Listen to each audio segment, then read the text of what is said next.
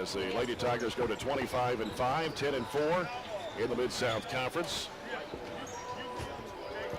Coach Ginger Colvin, congratulations to you. Hey, Jay. You're on senior day. Thank you. A nice way to end the regular season in the Mid-South Conference here before heading into the tournament next week. And I asked Matt Payton this question at the end of the first quarter of this game this afternoon, and I said, when was the last time that you saw all Lady Tigers score in the first quarter? I didn't realize that happened. That's pretty good, yeah. And I didn't realize that. He asked me what any team has ever had 12 players to score in the first quarter. Wow, yeah. Well, good for them and good for our seniors, yeah. No doubt about that. Well, talk about your seniors first. Oh, wow. You know, I love my job. I absolutely love it. But it is so hard to let those kids go every year. And every year you're so attached to them. Right. You're just so, they're great kids, and you just love them like they're yours, and it's tough, and it's emotional to sit and think that this is the last time they'll play on this floor. You know, you talk about Q Protas and Lexi Pester. Those are two kids that transferred in. They're really great kids, and they give us everything they can give us when they're in practice, and they're good teammates, and we're proud to have them on the team. And then you look at Emily Fox, who transferred in, played 2.5 years, 1,000-point club. You can't say enough about Emily and what she's done for this program. Great shooter, great kid. And then you've got Abby Miller, fifth-year senior. We joke to her all the time. She's been around forever. And that kid, without her this year, I don't know what we would have done as a team, just the way she sacrifices and what she does for our kids. And then, obviously, Leanne Grider. We knew she was going to get a bucket, and life was classy enough to work that out with us. And I'm so appreciative of Coach Maxwell and the way that he had let that happen, and that's just a class act. It's the way he came down and let her come in and shoot a bucket. And we knew it would give her 699 points for her career. And then we didn't realize a technical would happen, so she was able to come in and finish with 700.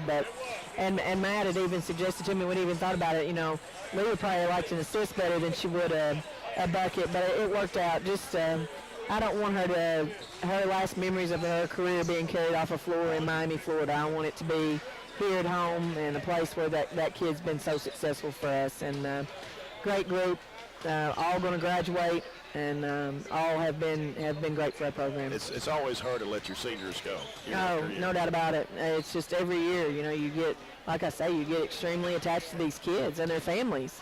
And, you know, we've got Whitney Ballinger here, and her roommate, Wendy Messer, who was an outstanding player for our team. She and her parents are here, and we've got, I know, probably more former Lady Tigers that we haven't mentioned, but it's just, it's a tradition. These kids are close-knit, and they feel for these kids even when they don't know them, because they know what it means to go through this program and represent it. Well, this is a good way to go out and go 103-65 against a team that, of course, it's only their first year of the program and play all freshmen, but you know, they're not a bad team. No, and he's going to do a great job. He's in a great job to recruit, and you know, I think in 2 or 3 years, life's going to be it already is a hard place to go play. It's a hard travel place, but it's a hard place to go down and play. And I think he's going to do a really good job with them. Shot the ball well this afternoon, 53% on 38 of 72. You hit 9 threes.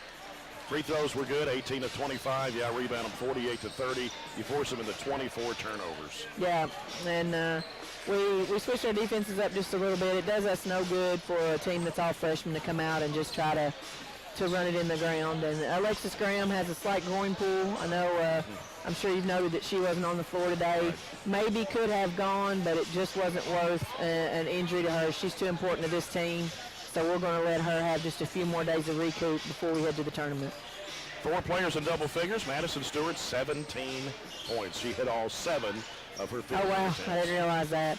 She's so smooth. Madison gives us so much in that spot. We run her at a post because she can score in the paint, and she's a really, really tough matchup at that position. She's 5'8", but she's an incredible leaper. She's very smooth. She's patient with the ball, and she can find ways to score even inside. So just a sophomore. Madison Kaiser, just a sophomore. Jordan Dorham, just a sophomore. Kaiser had 10 rebounds today. Yes, she, you know, and we've talked about this before. Kaiser was injured at the beginning of the year. It took her a while to get back in the flow, and now she's back in the flow, and she will crash the glass. She sacrifices her body. She's an incredible athlete.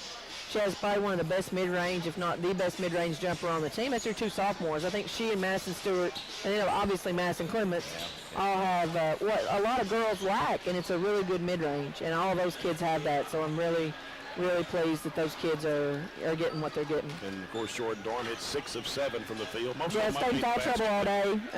Yeah, she was in foul trouble. But, yeah, we wanted to get those 6 of 7 under the basket, and we want her to stay in the game. It's 13 points in 8 minutes. Hey, that's pretty good. Yeah, that's pretty good time. But, yeah, we want Jordan's really improving, just getting more and more fit every day, more and more confident.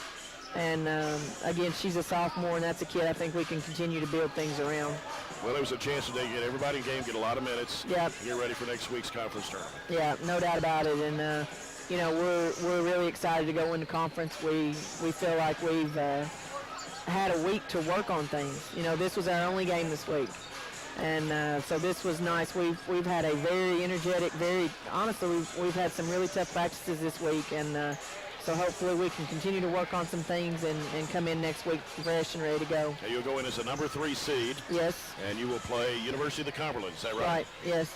It's crazy. We have 5 losses, 2 to the number 2 team in the country, 2 to the number 5 team in the country, 1 to the number 6 team in the country, and we're going as the 3 seed in our conference tournament. So if that tells you anything about the strength of this Mid-South Conference, it's insane. And it's going to be a very, very competitive tournament. And, you know, I went over, actually we didn't play Thursday night, and I was able to watch Shawnee and Lindsay. And to me, that's a national final type game. I was surprised the outcome of that game. At least the score. Yeah, Shawnee played extremely, extremely well. And, you know, you look at the talent that's on Lindsay's team.